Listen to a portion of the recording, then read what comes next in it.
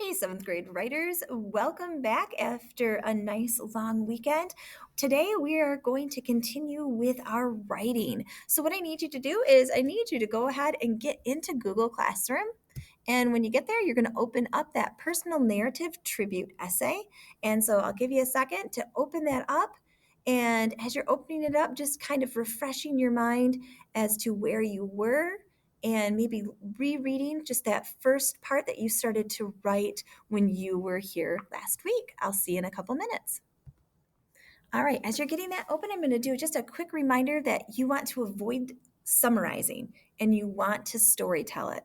So take a look right here. I sat on the bench at the ball game. The game started. The first player made it to the first base. That's just a summary. There's not any showing here. Take a look at the storytelling here. I sat on the splintered wooden bench at the ball game. It was still damp and the water soaked through my pants. The game began and people stopped their conversations and they studied the field.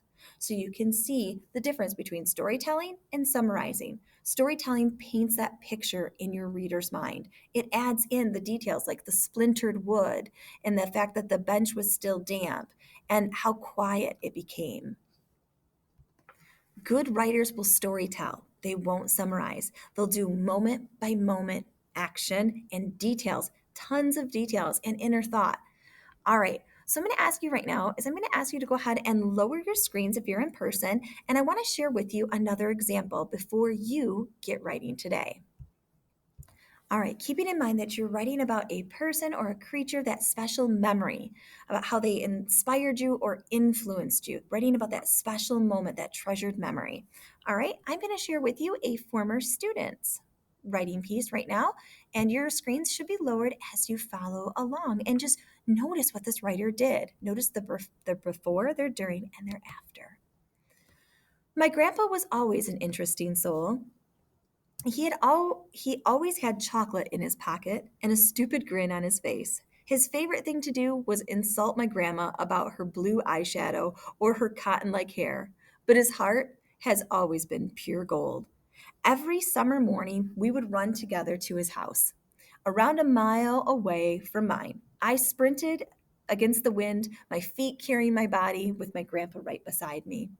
We were going for our usual 1 mile run to his house on Thursday morning to get ready for the upcoming school year.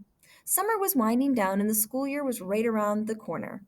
I was telling him all about the sideline cheer season and my school schedule until he interrupted. Want to do something fun? He said excitedly. Why do you have an evil grin on your face? I questioned. You'll see soon, he yelled, and sprinted off down the street, through yards, only moving to avoid the mailboxes and under trees. I bolted to catch up until I realized we were next to his house. Why did you stop right next to your house? I asked. Why didn't we go to your house? Remember when I told you I have new neighbors? Well, I thought that we could have a little fun with them, he whispered. Okay, I slightly questioned. Let's go, he laughed. Bounding up the stairs two at a time, I questioned what we were doing. I still had no idea and was completely confused. And then it struck me. We were ding dong ditching. We are ding dong ditching senior citizens. I chuckled to myself after I realized that my grandpa still acts like he's still a teenager. I nodded to him, signaling that he should ring the doorbell. Getting ready to run, the door opened, revealing a tall man, probably in his late 60s. What are you two doing at my house? He questioned suspiciously. Run! I instinctively yelled. We bolted next door to my grandparents' house as fast as possible. After sprinting into the house and locking the door, we slammed onto the ground and burst into cackling laughter. Our faces a tomato red from almost laughing to death. What did you two just do? My grandma shouted from downstairs, probably watching her favorite old lady shows. Nothing! We shrieked back in unison with a hint of guilt on the tip of our tongues. We should do that more often, I squealed with adrenaline bubbling inside my body. After calming down from our incredibly fun excursion, I finally realized that I was so incredibly incredibly lucky to have such an amazing person in my life. Our laughs and our greatest moments are always the ones we share with our loved ones.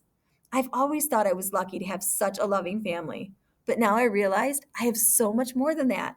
I have a person that I've always wanted to be like, a person I look up to, a person that changes my life with his humor and generosity for the best. And so, right there, you can see how much fun she had with her grandpa ding dong ditching. That's hilarious. What a great memory and what a great story. And she's got her moment by moment details going in here. Your job today is going to be to get into your narrative. So you should have your narrative opened. And what I want you to do is you are going to focus on the during today. You really need to focus in on developing this. Please remember, this is like a final writing exam. It's worth 60 points. You want to do well on it. Tell us, don't tell us, sorry, show us everything. Make sure you're making your writing vivid. Add in action, add in dialogue, add in description, add in inner thought. These are the things our author did, James Herriot. Take a look right here. You can add in some tension. All of these help to bring your writing to life. Please remember that your during is the heart of your writing. So you want to make sure to really develop that moment. And her moment is when they were actually ding dong ditching. And your job, add in as much as you can. Look at all the figurative language that you should put in. Where could you put in a simile? Where could you put in a metaphor? Where could you put in an exaggeration or personification? You want to make sure that you're adding in as much as you can, especially to this during part. Today, when you think that you are done with your before and your during, I want you to go into Google Classroom and I want you to utilize some of the tools that are there for you. Right here where it says the student help slides, I'm going to want you to open those student help slides. And you will have what is on the screen, and I'll have your teachers hopefully put it on the screen as well. You will have every single day's agenda. You'll be able to open this agenda, which is today is day 3, and I want you to focus in on making sure that you've tried to add in some tension or you've tried to add in some description or inner thoughts. And finally, right here, I want you to be doing this. I want you to pick at least 5 words that improve your word choice. Find some fireballs and put them in there. I want you to make sure you're showing, not telling.